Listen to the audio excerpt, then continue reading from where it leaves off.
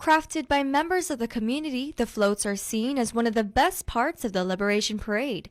Villages, community organizations, and government agencies can try their hands at creating floats reflective of the yearly theme. This year, with dozens of entries and the first prize set at $3,000 by the Liberation Day Committee, the competition for this year's best float is stiff.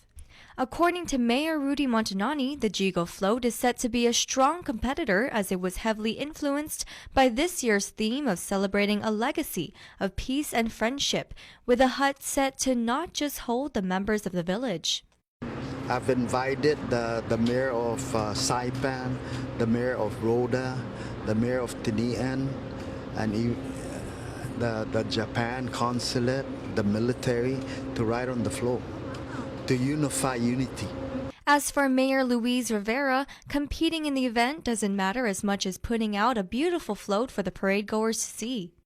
While the Tamuning float usually uses natural resources found throughout the village, a number of recyclable materials have been used in its construction. She adds that celebrating peace and diversity are very important to Tamuning, and that she appreciates the work that has been put into the float. When there's a lot of hands that come in, people that care, when they put it together, it happens. I'm just very appreciative for, like I said, all the hardworking people that come out. Magahaga Lou Leon Guerrero and Lieutenant Governor Josh Tenorio will also be participating in the parade line, although not as competitors on their very own float. Capitalizing on the importance of recycling, this float is almost entirely made up of recyclable materials. Honoring the survivors of World War II is an important aspect of this year's 75th Liberation. That is why the first thing parade goers will notice on the float is a very special piece they've put together. So it's the island of Guam that has all the names.